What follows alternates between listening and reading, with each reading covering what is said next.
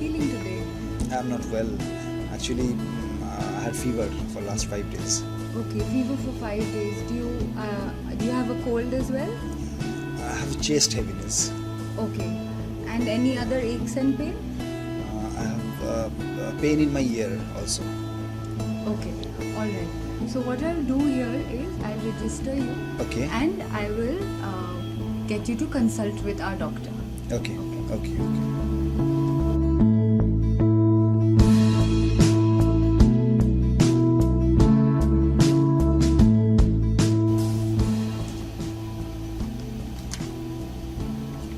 Hello doctor, can you hear me?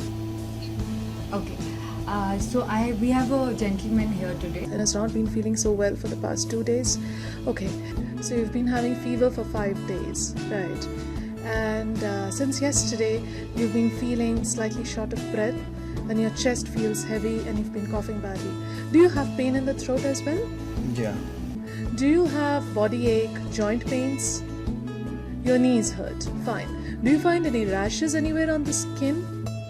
It seems like rash, but I'm not sure at all.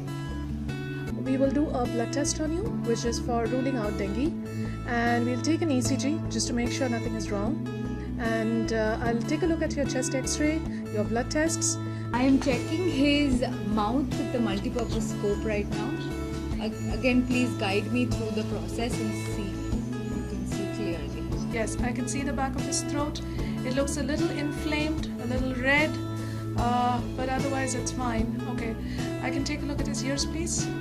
Please tell me if you can see. Yes. Fine. Go in a little bit further. That's it. I've seen the tympanic membrane. Thank you.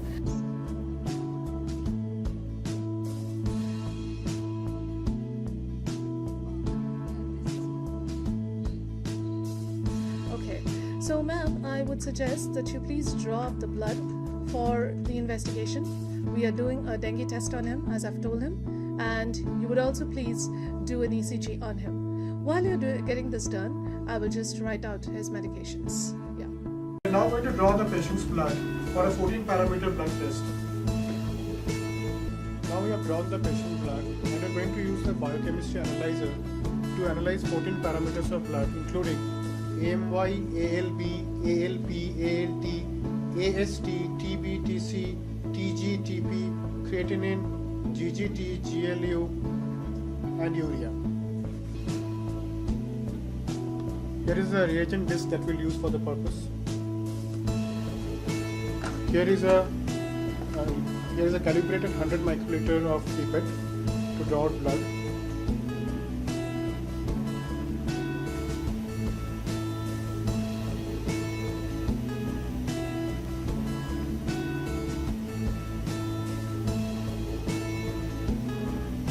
Here we have emptied the 100 microliters of blood into the reagent disc. Now we are going to use the biochemistry analyzer to test the blood in 12 minutes.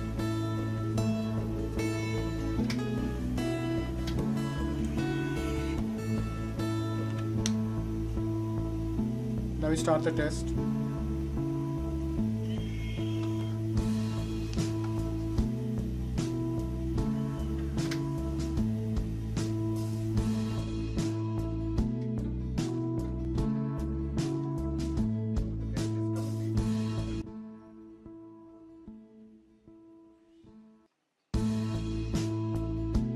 Okay, the ECG is done. That's great. I'll take a look. Yes, the ECG looks normal. It's within normal limits. Fine. Thank you so much, ma'am. I have finished typing out his medication. You will get the medicines from our dispensary in 5 minutes. Thank you. Thank you.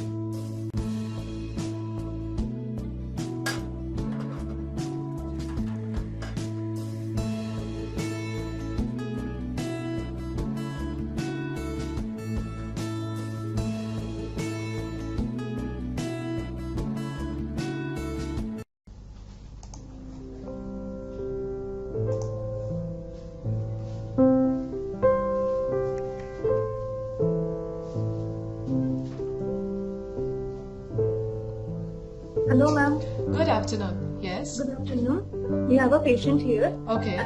He is complaining of chest discomfort and headache for 2 days. Okay, so you're having headache for 2 days. How bad is it?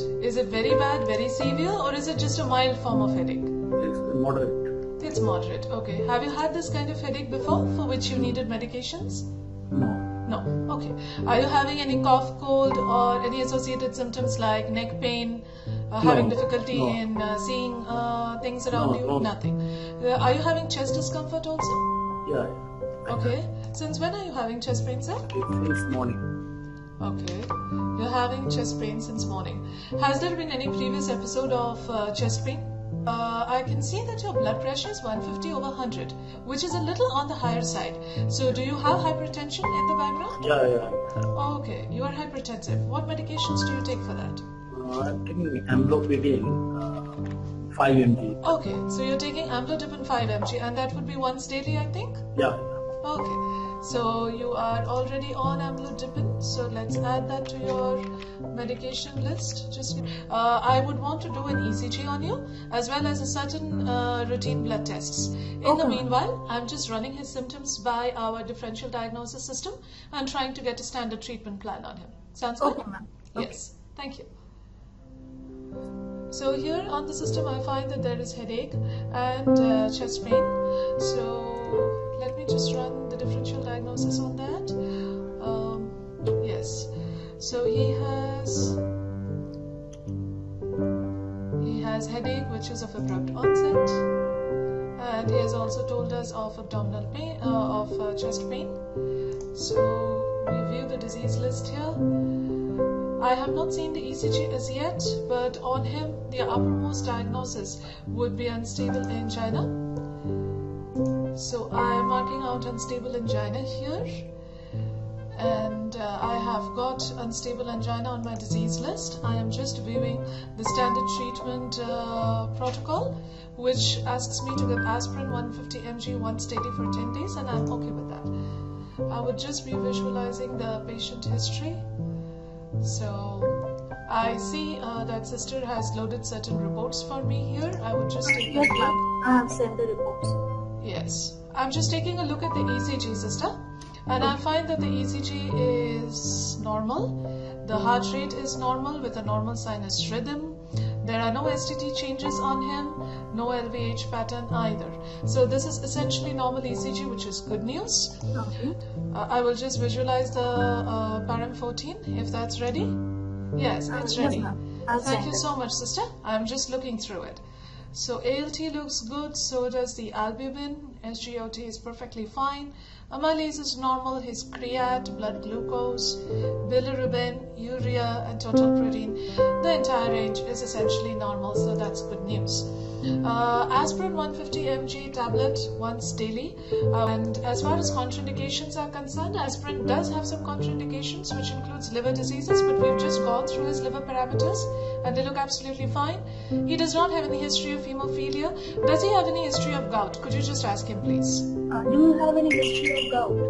No. No, Okay, ma'am. that's good. And any peptic ulcer disease? Any peptic ulceration that he has been previously diagnosed with? That's fine, as expected. Okay. Since we are giving paracetamol as well as aspirin, we need to cover this patient with a PPI. I'm just going to give him an omeprazole. Just a second while I type that out. Yeah. So omeprazole capsule we are going to give him, and that would continue for 10 days till he. Now coming to his hypertensive medications, he has told me that he is already on amlodipine, and we can continue the amlodipine. That's not a problem because he's already adjusted to it. So 5 milligrams of amlodipine continues as before, and he can continue to take that for 10 days, which is once daily. So we dispense 10 tablets for him, and he can take that in the morning after breakfast. Next I'm going to add a telmisartan for him, because in spite of amlodipine, his blood pressure is still on the higher side. We start with a lower dose, which is something like 20 milligrams. He can just take that for the next 10 days, which is again once daily, and he can come back to me about 10 days later, and then we would revisit the issue of how well his blood pressure is being controlled. Again, telmisartan has only liver disease, lactation, pregnancy, and biliary obstructive disorders. We've already seen that his liver function tests are fine, and lactation and pregnancy does not apply for him. So we can go ahead and give him this medication. please thank the patient for coming and consulting us today, and please reassure him that he's doing fine. All his test results are normal, and his blood pressure, we'll get it under better control with the medication that I've added, hopefully.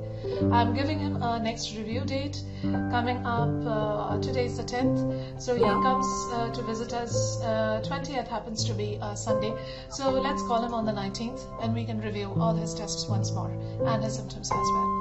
Okay, I will just be sending a prescription and then I'll be ready for the next patient. Thank you, sister. Thank you.